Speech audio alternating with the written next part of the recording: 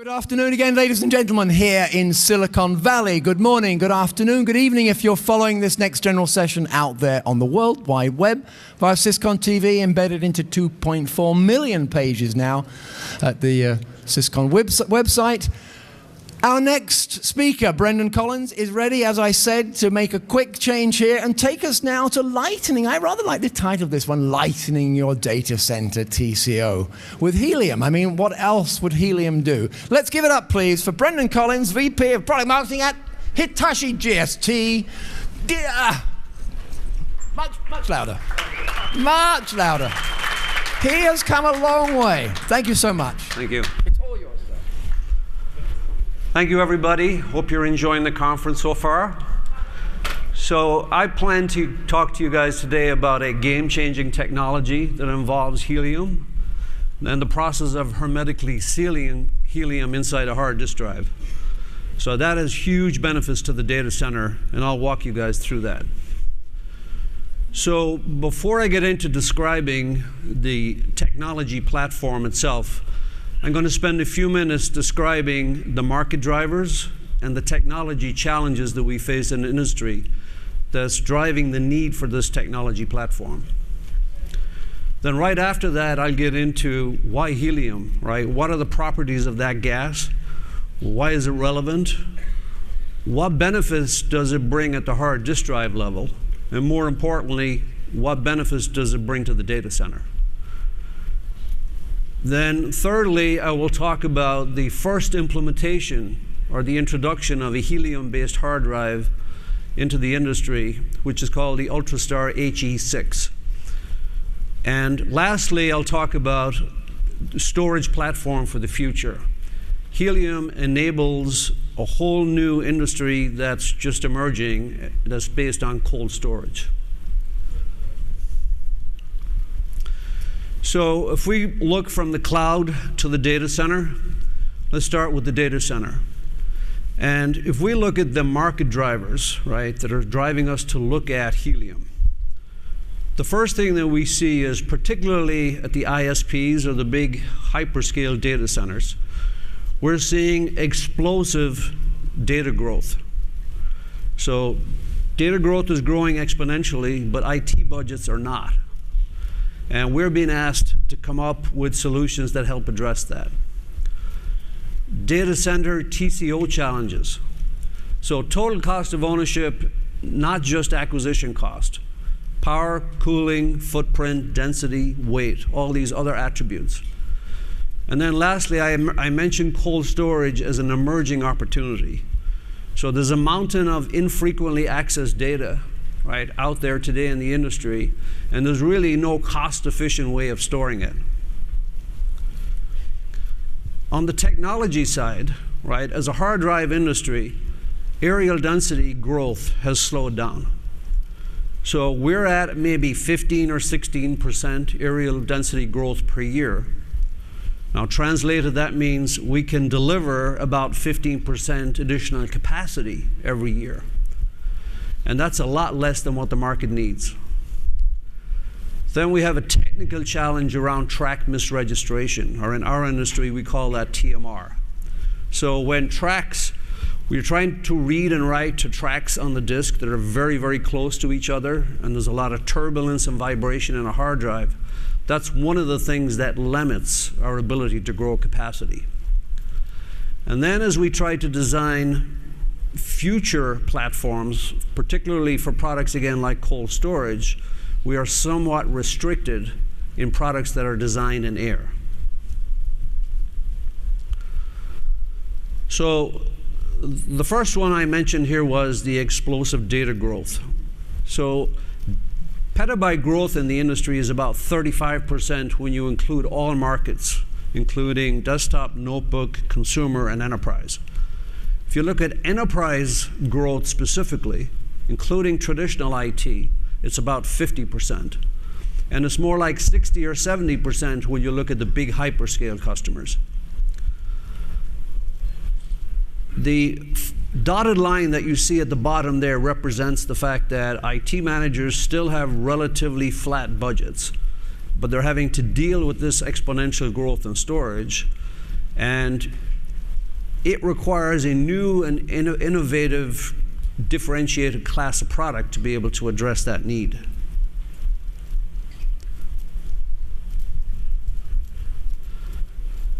So, as a hard disk drive company, right, normally when we release a new product, we bump the capacity every generation. We go from 2 terabytes to 3 terabytes to 4 terabytes. The big hyperscale customers in particular are asking us to help them address their TCO challenges. And they're saying it's not just about acquisition cost, which is mainly the cost of server and storage. It's server and storage density. So some of these data centers are the size of 10 football fields, and they have 100,000 servers in each one. So they're saying, help us address footprint and storage density. But also, power consumption and cooling are becoming a big part of the bill when it comes to OpEx. They're also looking for more cost-efficient bulk storage solutions to address mainly infrequently accessed data. And then we're seeing some new emerging markets evolve for efficient cooling of ultra-high density servers. The third big one here is the one I described as cold storage. So the blue line on that curve that you see here represents data that is created. The green represents data that is stored on all storage media. So that's including disk, tape, and optical. So you can see there's a huge, huge opportunity to actually address the market for data that is created but not stored. The challenge to achieving that, by the way, is some people use tape today to address that, and the cost per gig and the power is very good, but there's issues with latency and quality of service. So we're being asked to develop disk-based solutions that give very low latency and at the same time hit the cost point.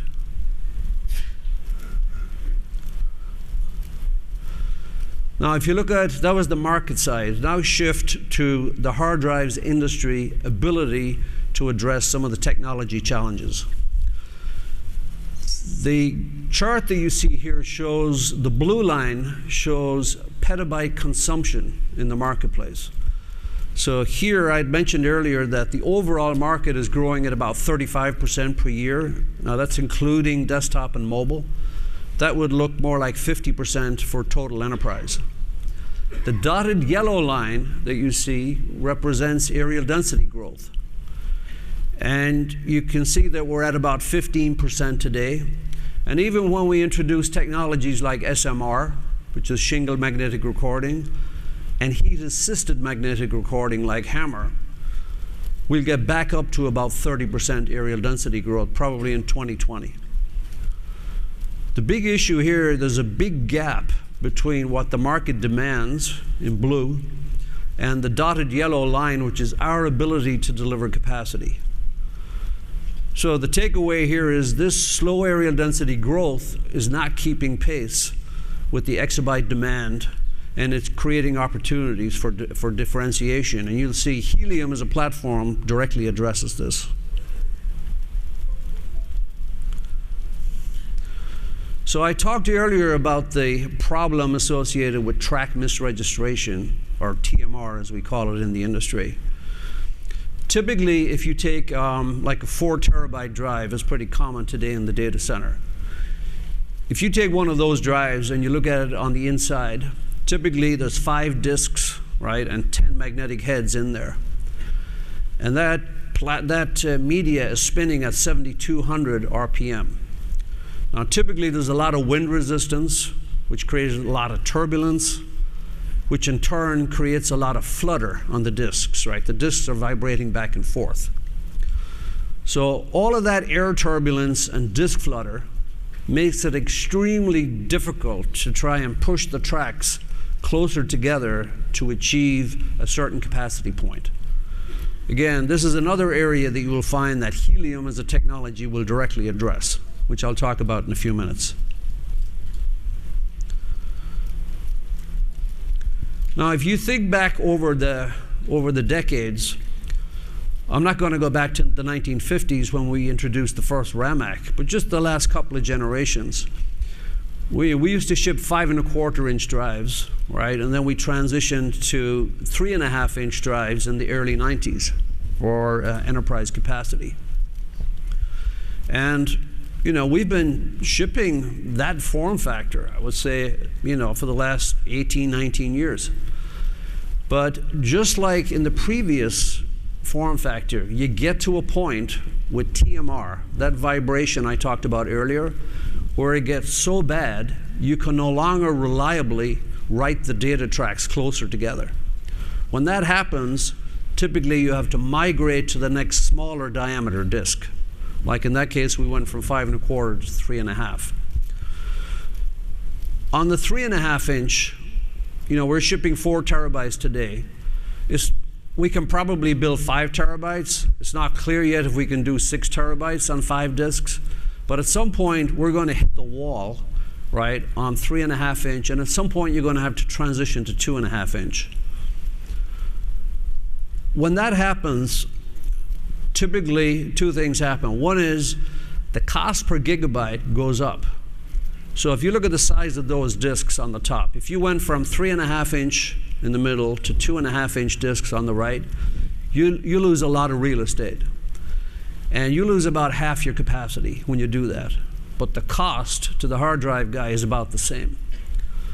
So that results in roughly a 2x cost per gigabyte if we as an industry had to transition from 3.5-inch to 2.5-inch. One of the things that you'll find with Helium is Helium will extend the life of that 3.5-inch platform for about another 10 plus years.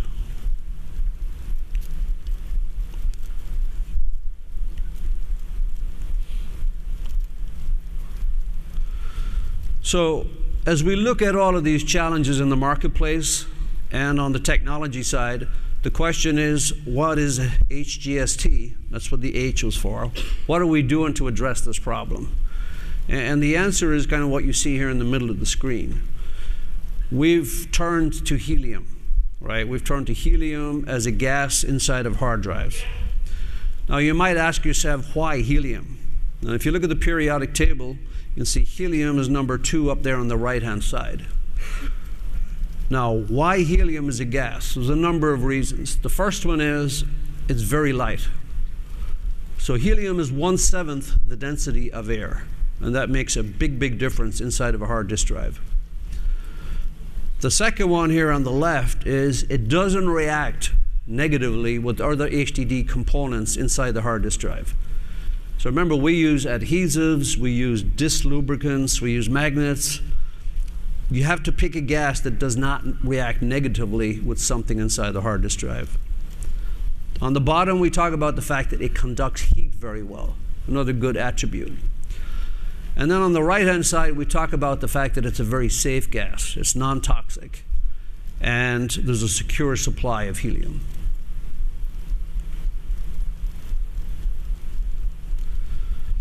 So the HDD industry, by the way, this is not new to the HDD industry. I've worked at 4 or 5 different hard drive companies before I came to HGST. Most of the industry has tried over the last 10 to 12 years to use helium inside of hard disk drives. The first big challenge has been the ability to contain helium, right? It likes to leak out through products. And you need to do that over the life of the product in the field. And the second thing is, even if you did manage to do that, the second thing is, can you build a few million of these in high volume, cost efficiently? And at HGST, what we've managed to do is, we've managed to develop the process technology IP to seal-proof the head disk assembly, but also to address high volume manufacturability. So in order to do that, you need lights out, pretty much automated tooling to be able to do that in the factory. So we've been developing this technology since 2003. We've developed each of the individual component technologies and their test processes that go into making up a hard drive. Then we spend the next few years actually assembling the hard drive, and running several years of accelerated stress testing to prove out the leakage. And then we automated the entire process, right, to make sure that we could build it consistently and predictably in high volume.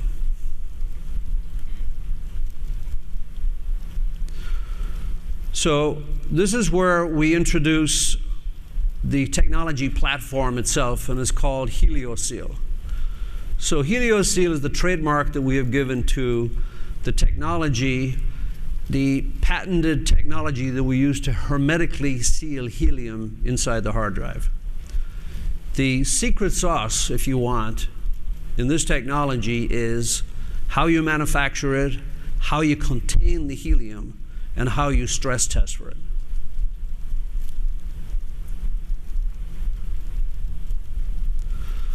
So what are the benefits of helium, or what does it bring to the table? So you can see the helium balloons here I'm just using to make my point. The first thing, and I'm going to talk about each one of these. The first thing is the 3.5-inch form factor that we use today, like 3 and 4 terabytes drives. We will be able to extend that platform for the next 10 to 15 years, so you don't take a cost per gig increase. The second thing is you get huge system level total cost of ownership benefits at the drive level in terms of power, cooling, and density when you use this platform. The third thing is there are some new emerging applications out there, particularly in containerized data centers, that involve liquid cooling. And you'll see how helium addresses that market. The fourth thing is people ask us, are you guys doing helium instead of HAMR or instead of SMR? And the answer is no. The helium platform and the capacity increases that you get are fully complementary with anything that we do on SMR or on HAMR. And then lastly, we talk about cold storage. So cold storage is infrequently accessed data. It's typically consumer-generated content. It involves both unstructured and structured data, and it's exploding in the data center. So if you think of all your email you have on Gmail or on Yahoo, you expect those folks to store all your emails probably for the next 10 years, and you want it to be there, and you want it for free. And it's probably the same on social media with your photos.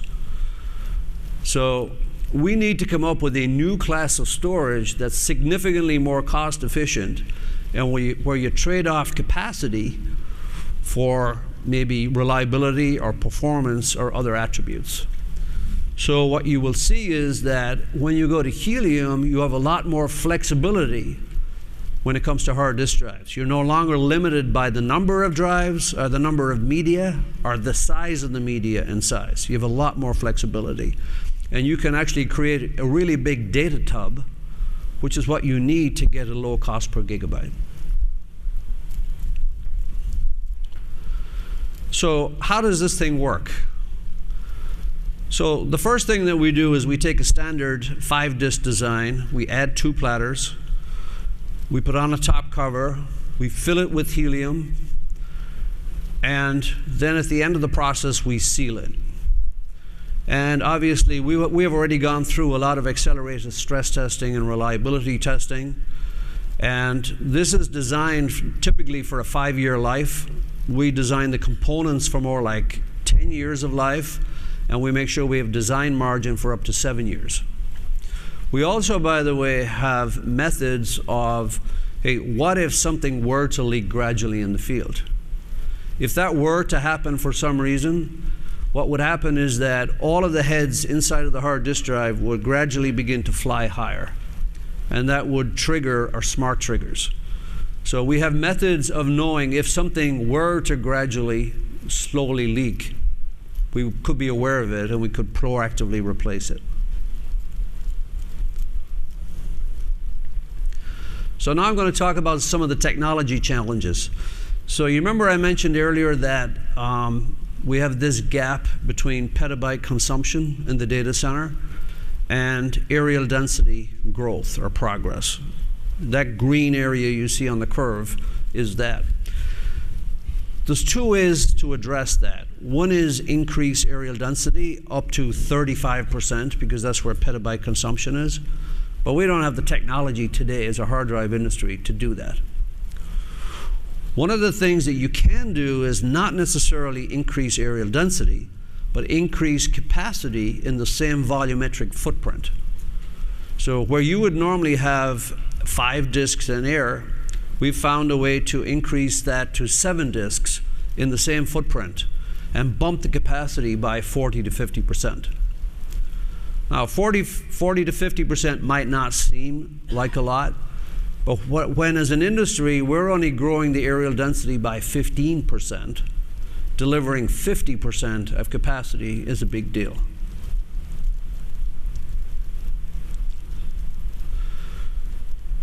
The next one was the challenge we talked earlier about track misregistration.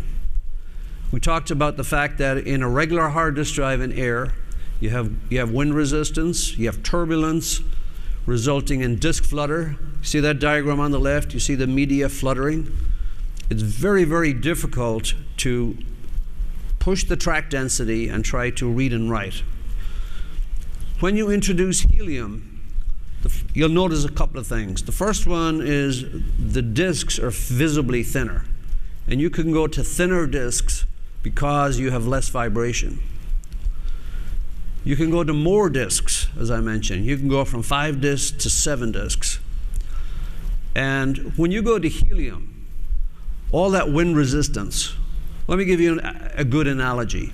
On the left-hand side, on a regular hard drive, where you have all that turbulence, it's like driving down the highway, rolling down your window and put your arm out the window. You know, normally your hand would flutter in the wind. That's the way a magnetic head is when it flies over the disk. When you go to helium, all that turbulence and vibration goes away. It's steady. So as a result, there's reduced wind resistance and reduced flutter. We can go to thinner platters, which gives us that 50% bump in capacity.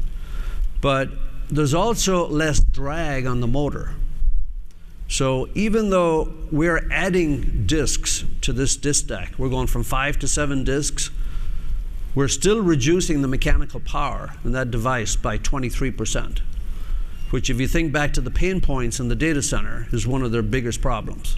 So we're giving you more capacity, 50% increase in capacity, and we're reducing power and actually cooling at the same time.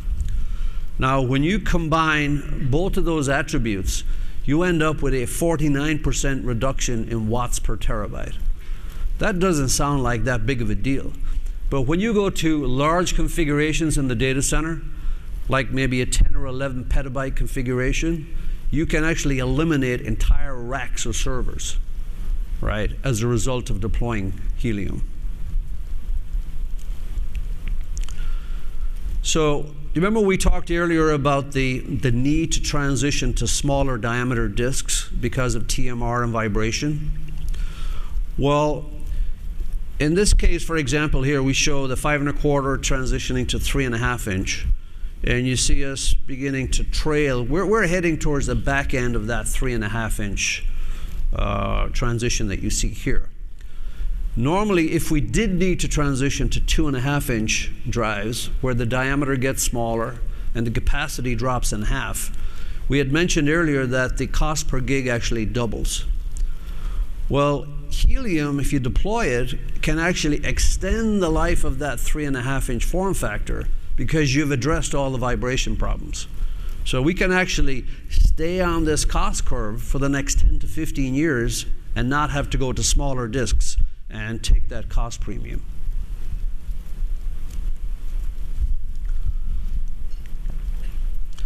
So we had mentioned earlier about helium being complementary to future technologies like SMR and HAMR. So when you introduce that helium platform, you immediately get better capacity, power, and cooling, as we've mentioned. When you then introduce SMR as a technology, shingled magnetic recording, you get another bump in capacity. And by the way, that's additive. That's incremental. It's not instead of. And the same thing applies when you go to the next technology, which is HAMR, or heat-assisted magnetic recording. So all of these technologies will be built on, at least at HGST, we plan to build them on top of this HelioSeal platform. Now, Helium, as I mentioned, has some other benefits. When hard drives, by the way, fail in the field, we have two classes of customers. We have big OEMs, and then we have the hyperscale customers that we ship to directly. OEMs will typically ship drives back for either credit or replacement. Hyperscale customers will not. So the big internet service providers are kind of paranoid about consumer-generated or consumer data, leaking out. So they're concerned if they crush their drives, which they do physically, is there a risk? And the answer is no, because helium is non-toxic. In fact, deep sea divers use it today as a replacement for nitrogen. There's also less helium inside of our hard disk drives than you have in your average kid's birthday balloons. And the third bullet here, we talk about the fact that helium is light and it's hard to contain. And the challenge here is, the proof of the pudding here is, if you look at the applications today for helium, apart from balloons, right? They go into blimps, they go into MRI equipment, but they're also used for leak detection systems.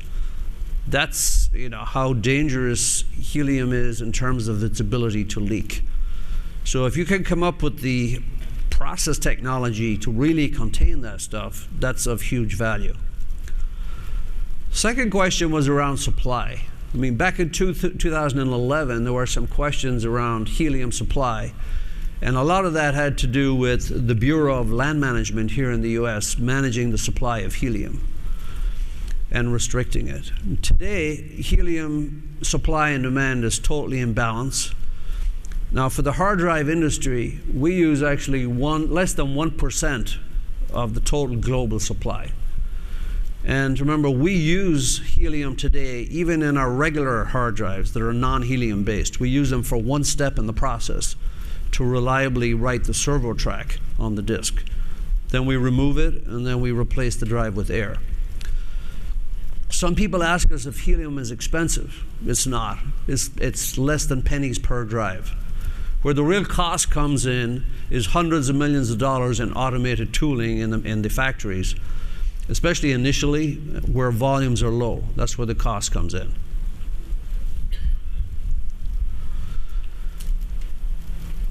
So this is where we actually introduced the first disk drive itself. Up to now, we've talked about the technology. So our first hard drive is going to be called HE6. HE for helium, 6 for the 6 terabyte. And it's going to be based on our UltraStar brand. So here are some of the attributes. We talked about the fact that it's 6 terabytes on the bottom left. And we achieved that by going from 5 to 7 disks and also by pushing the areal density. It has 23% lower power and 50% higher capacity. It also, as I mentioned, it runs about 5 degrees cooler in the data center. And there's a direct correlation between running cooler and having roughly a 25% increase in reliability in the field. Typically, when you introduce a brand new technology like this, it doesn't just drop into existing systems. Well, we chose to deploy the Helium platform on existing 3.5-inch drives so that we'd have homes to plug them into. So you can remove your 4 terabyte drive that you have today, say SATA, and you can replace it with a 6 terabyte SATA drive, and it will plug and play. Just everything else gets better. The capacity is better by 50%, the power, the cooling, the weight, the acoustics, everything gets better. And it's complementary with future areal density technologies like SMR and HAMR. So what does it look like? So if you looked at your normal hard drive, a 4 terabyte drive today, on the outside it looks like this drive you see here on the left-hand side. If you look at the Helium drive from the outside, You'll see it, for example, it's very clean. It has no screws on the outside, and it has a proprietary seal on there that we use to hermetically seal in the helium. You'll also see the one on the right has got, a 5-disc design. You can see 5 arms in there, and you can see 7 on the right-hand side.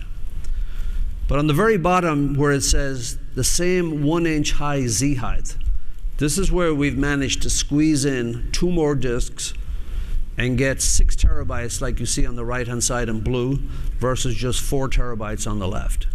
And we've been able to do this without sacrificing any design margin when it comes to shock and vibration.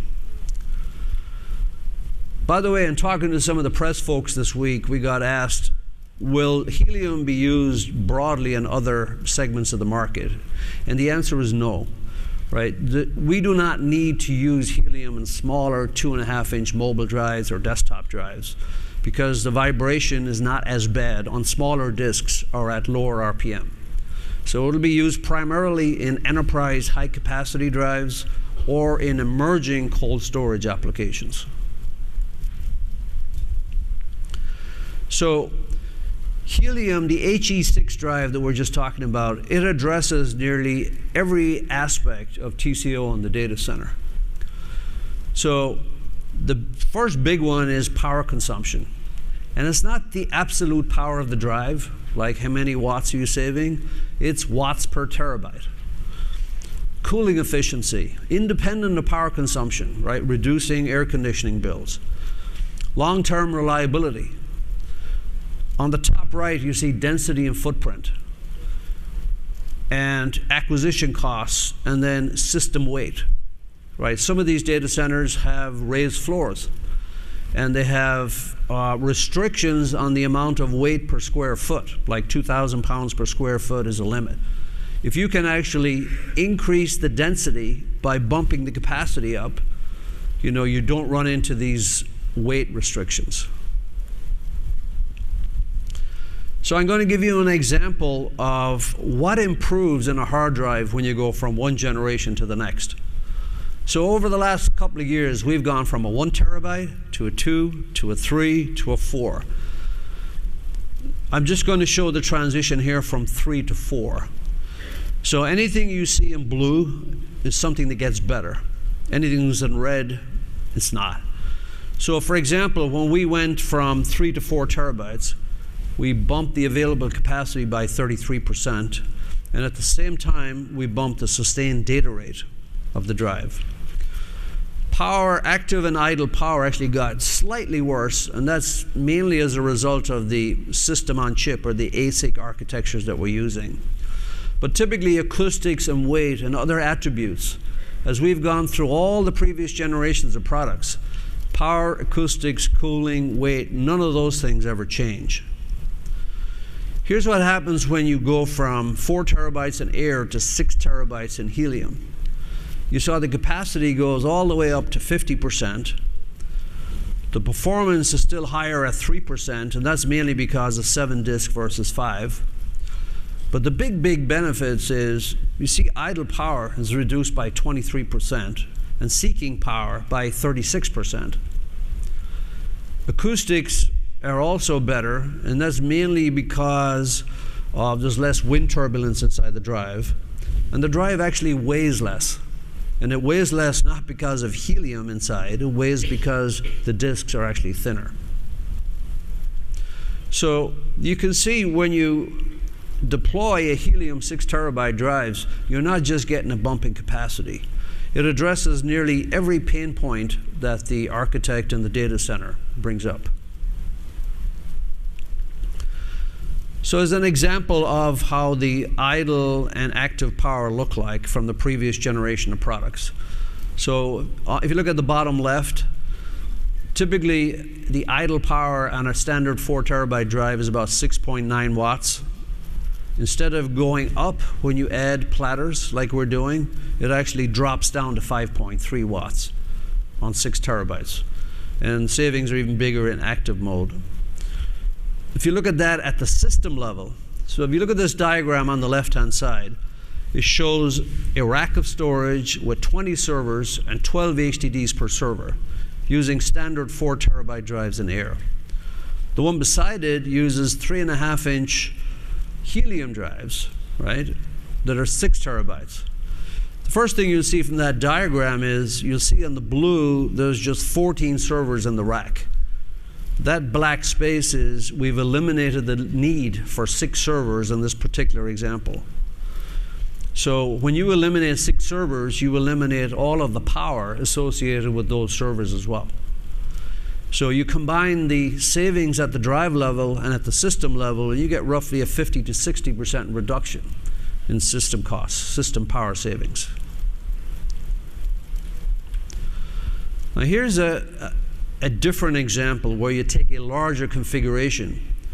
So take something like 10 or 11 petabytes, and you say, I want to deploy 10 or 11 petabytes in my data center.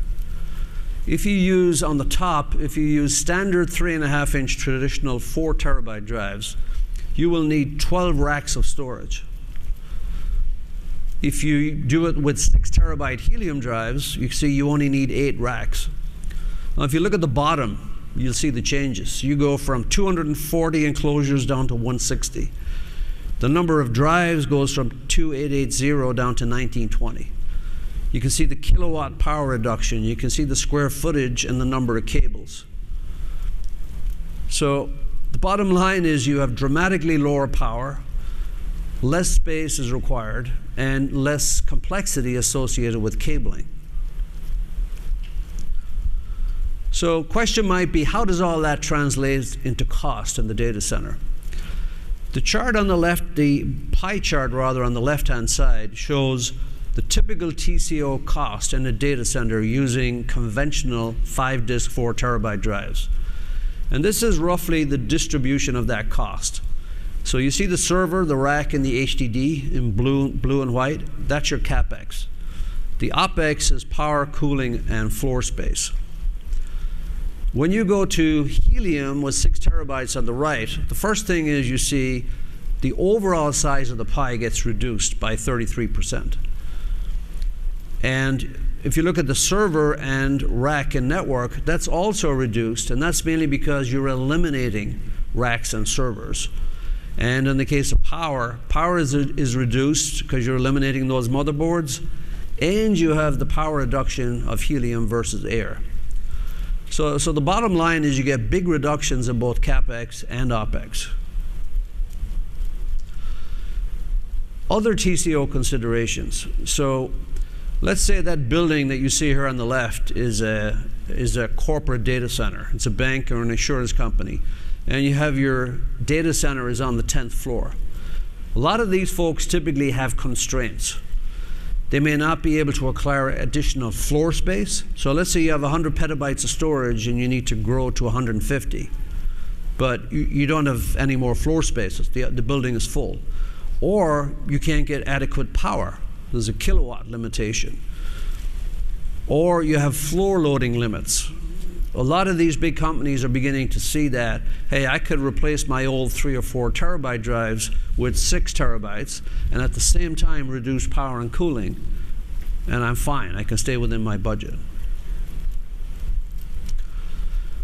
So we announced the Helium platform last year, and since then we kind of found out that there are new emerging applications, right? One of them is in containerized data centers, right, where you have servers and faster CPUs, and where people want to bring compute and storage closer together. Typically, the insides of these data centers that contain networking gear, server, and storage, they're very tightly packed, as you can see in those diagrams, and heat and cooling is a problem. One of the ways you deal with that is to go to immersion-cooled data centers. So the entire server, in this case, is immersed in cooling. And we're using a system here from a company called GR Cooling, that one of the market leaders. So what you can do is immerse the entire server with the hermetically sealed hard drive into this device. Typically, a regular hard drive has a breather filter, so you couldn't use that drive. Today, what these folks are finding out that these new applications are emerging, and Helium is a perfect fit. So in wrapping up, if you look at cold storage, we have low latency here across the bottom. We have access frequency up the other axis. We have SSDs, we have performance, we have capacity, and then there's a big gap, if you want, here between capacity HDD and tape. And particularly between 10 milliseconds and minutes. Let me just build through this quickly. So there's a new class of storage is required that's HDD based in that space. And particularly in social media, where as the data becomes cooler, it becomes cooler as it ages. So one of the things that we see is that there are two use cases out there. The one on the bottom right is more like tape. That up and down that you see represents tape drives spun down and up. The one on the left represents the long tail. So that represents email or video. So this technology that I've just talked about is, first of all, it gives you immediate TCO advantages in the data center, but it's also the platform, the enabling platform for emerging cold storage that I just talked about. So that's my talk. Thank you. Bye-bye. Thank you, Brendan. There is a punctual man. He's into overtime, so after giving my whole Q&A,